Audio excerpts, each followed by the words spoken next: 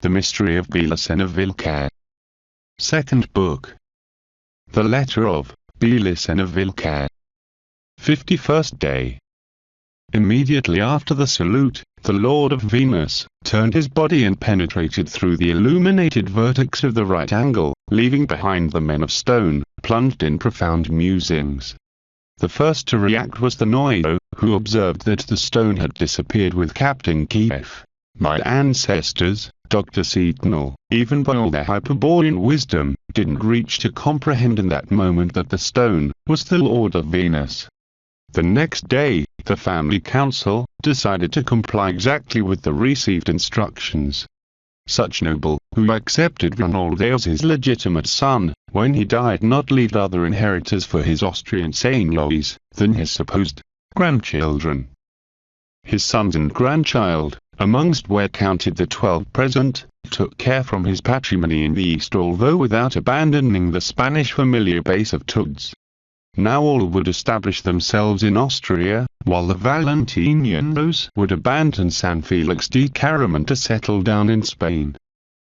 Thence, Dr. Sentinel, I'll refer only to the branch of the Valentinianos, from whom I descend, to continue the story.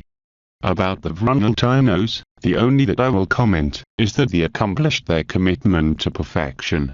They became strong in Austria, and when the expected emperor emerged, Rudolf II, Habsburg, constituted with the inestimable collaboration of the English John de, and 7 families of the German nobility, the secret society, Einherjar. Such society worked for more than 300 years in the most absolute clandestinity, acquiring his members the highest Hyperborean wisdom, such high as the House of Farsis had never before. In the centuries 19 and 20, they give birth to many external orders, that had as finality to announce to the masses the next advent of the great chief of the white race, and to localize and administrate him. The Hyperborean initiation. Penultimate of these orders was the Gesellschaft, in charge to guide the Führer, Adolf Hitler, who had borne at the end of the 19th century, until the men of stone of the Einherjar. And the last of the orders formed by them was the Black Order SS, inspired in secrecy by the Gesellschaft, but, in reality directed by the men of stone of the super-secret Einherjar. The Valentinianos reached, then, the honor to accompany the great white chief, the Führer, on his total war against the potencies of the matter, as was predicted many centuries before the Lord of Venus. The Valentinianos remained then as the unique representatives of the House of Farsis, in Spain, especially the only ones who would dedicate to comply their familiar mission. From San Felix of Caraman, accompanied them 10 of the descendants of Arnaldo Tiber, who wanted to continue living near to his cousins. They settled down in the old seigneurial house, and made excellent relations with the Catalan people of Tours, who were pleased for those new lords that came from the Languedoc, and understood their native language. The Noyo retook the guard of the secret cavern, and soon he hid the company of another man of stone, who, still impressed by the experience with the Lord of Venus, had decided to consecrate himself to the custody of the wise sword. In such situation were the 6 assistants at the meeting of San Felix of Caraman, but would not be possible that all could abandon the world, due to they had to pay attention to patrimonial interests of the house. Spain became rapidly industrialized, and was required, in the main cities, every kind of source materials. In Tugs, the new population of Catalan origin reactivated the production of minerals, completely abandoned by the lords of Farsis, in the last centuries. Thus, as though the millenniums would have not elapsed, the gold and silver returned to be extracted from the mountain ranges, by the lords of Farsis. However, the attention that the new situation demanded, to the midst of the 14th century, all was under control. For then, 5 of those 6 initiates were already secluded in the secret cavern. When the Valentinianos reached Huelva, the county belonged to Seville. Alfonso XI of Castile ceded it, in 1338, to the great master of Santiago, with which reappeared the Galene danger.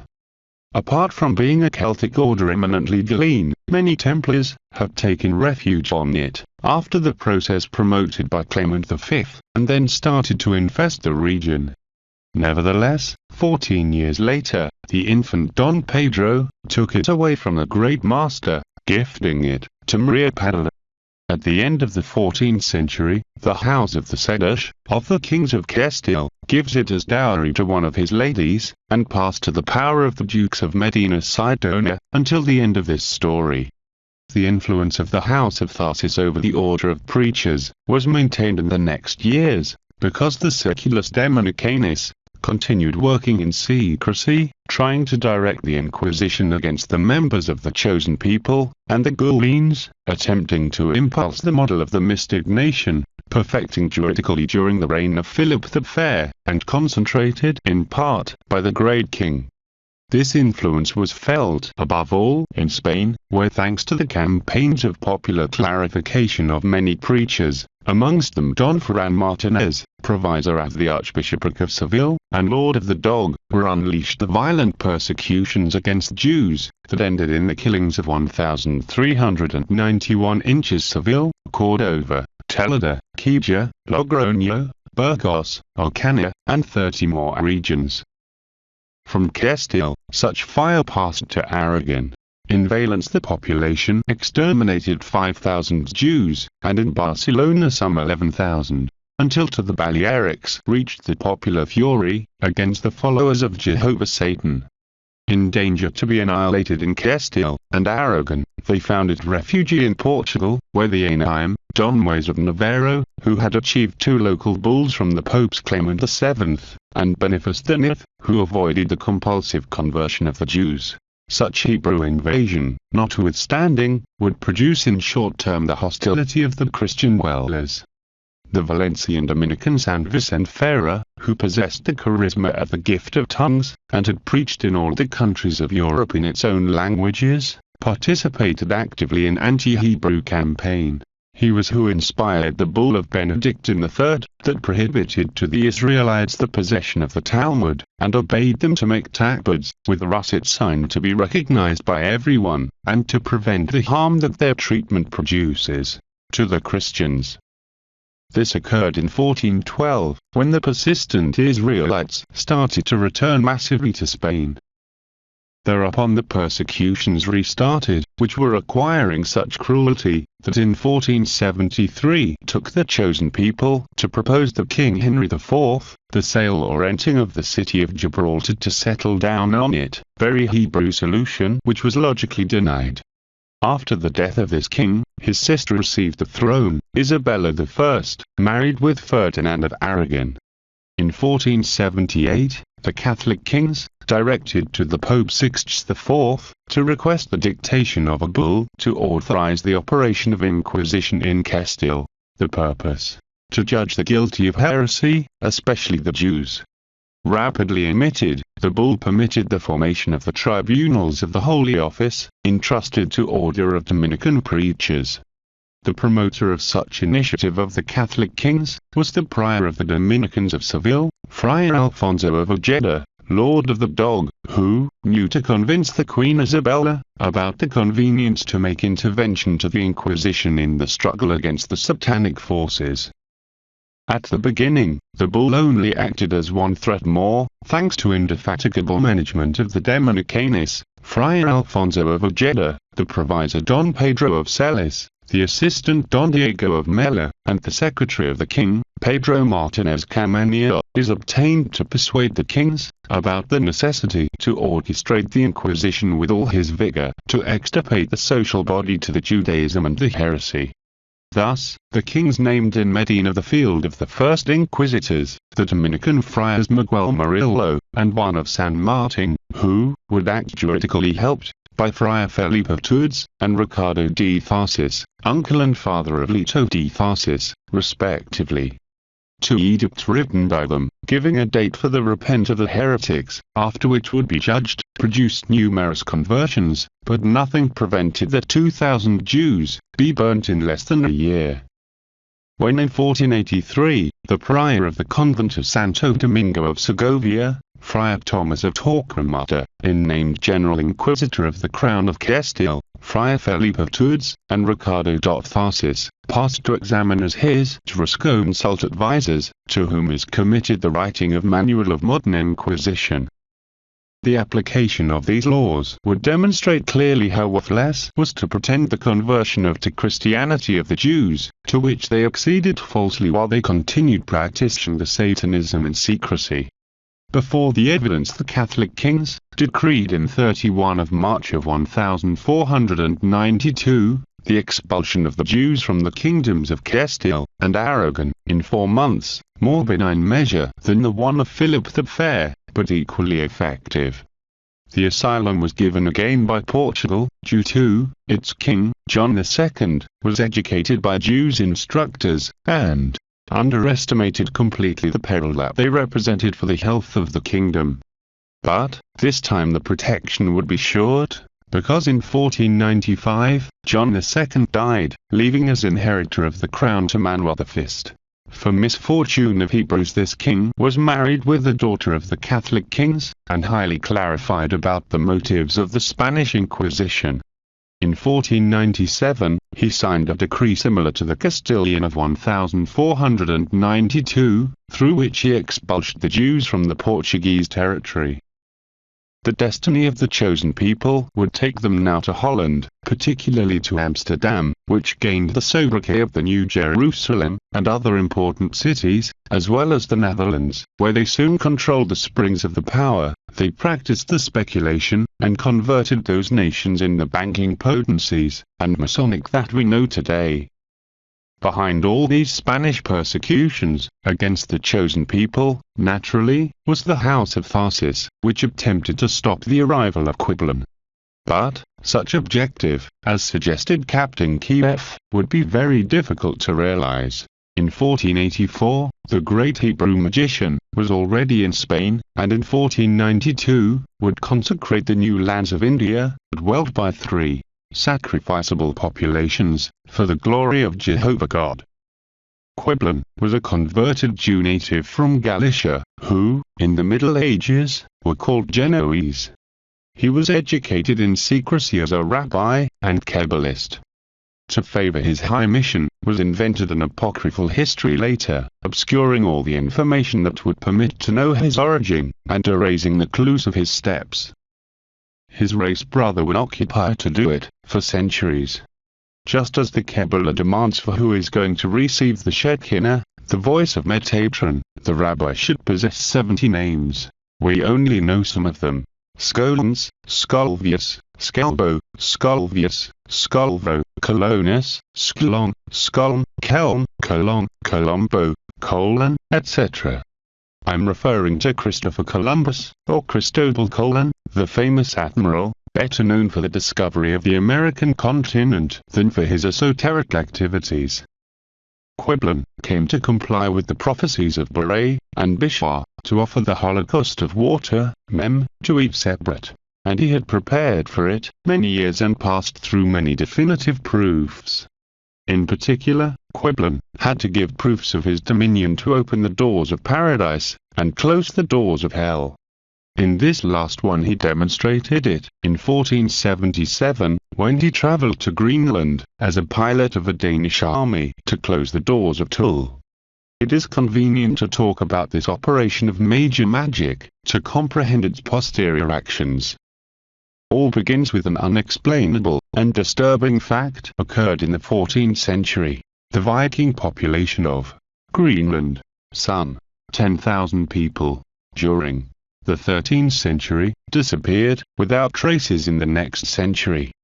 To understand what happened there, it is necessary to go back to the 10th century, in the age in which the Catholic Gauleans controlled the Normans, and advanced towards the north of Europe, subjecting in blood and fire the barbarian and pagan populations of Denmark, Sweden, and Norway.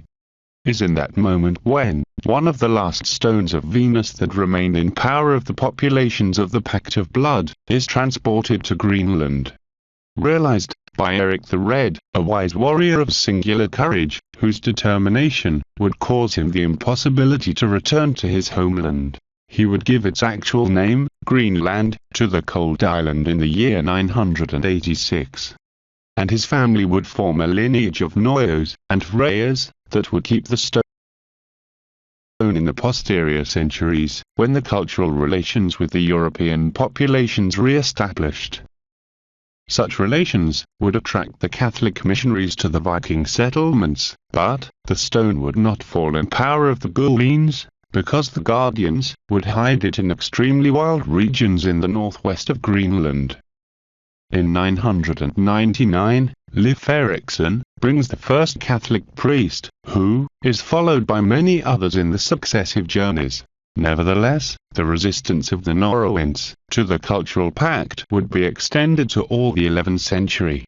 Anyway, the thriving colony of Eric the Red, with more than 200 farms, had already 12 churches, and 2 convents in 1124.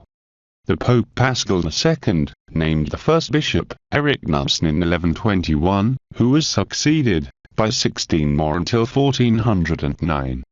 In 1290, he reached the island of the first Dominicanus Thorbjorn, who was occupied to fight against the Gullines, and calls in his help to a member of the House of Tharsis.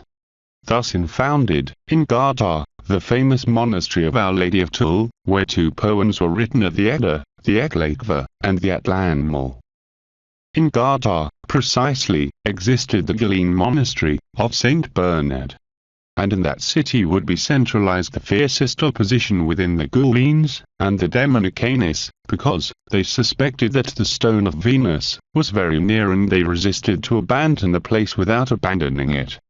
Finally, in 1312, thanks to a bull of Clement V, who had just liquidated the Templar Synagogue in combination with Philip the Fair, the Gullines were obeyed to abandon Gardar. Is in that instant, when the Viking Noyos declared to the population of Gardar that they have seen the lithic sign of Katregar in the Stone of Venus, which they attributed an heritage of Wettin, and even they denominated the Eye of Wettin. The Noyos proposed to the people of Gardar to leave immediately whither as signalized the stone, and everyone accepted, preparing immediately for the war. Why? Is what I'll explain. Since tomorrow, Dr. Signal. Now, the important is to know that, not only the population of Gardar, but the totality of the Greenlandic, with the exception of some Catholic priests, who occulted conveniently to not be executed by the enraged Vikings, they decided to leave towards the Valhalla, the abode of the gods. Is due to that population of pure blood, awaken suddenly the Hyperborean wisdom that emerges from the eternal spirit, and were liberating them from the spell of the cultural pact. They had transmuted, and only desired to leave towards the origin, no matter the nature of the enemy who'd crossed in their way. In 1354, the King of Norway, Erik Magnusson, warned about the population of Greenland, had returned to paganism, and was preparing to abandon the establishments, sent his official ship, the Scratchy, at the command of Paul Knudsen, to inquire what happened. He traveled in the expedition of the Gulline Bishop Arne, who had the mission to evangelize the Norrönd colonists again. But, in Greenland, they didn't find anyone, even if Arne encourages them to explore the region inch by inch, until 1363, date in which he died. Since that moment many would be the expeditions that the kings of Norway would dispatch in the next 100 years to find out what happened with his subjects, and trying to dwell again the abandoned colonies.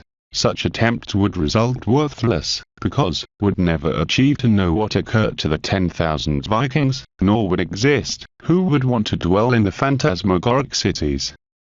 However, the action of the Vikings of Greenland would cause a great preoccupation in the demons of the White Fraternity, who, from their hideout of Changshambala, would impose to Quiblin the proof to close the door of the Tull, as a mean to accede to the highest priesthood of the Order of Melchizedek.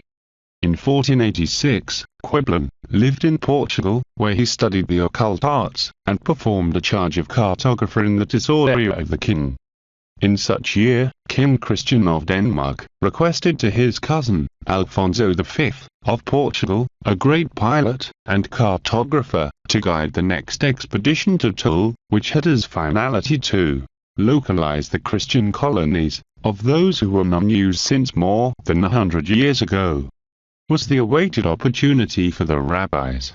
The notable influences that the Hebrews had in the Portuguese court in the time were utilized to facilitate the nomination of Quiblin as pilot of the voyage to Greenland. They obtained it easily, appearing in the royal decree as Johannes Scolvius.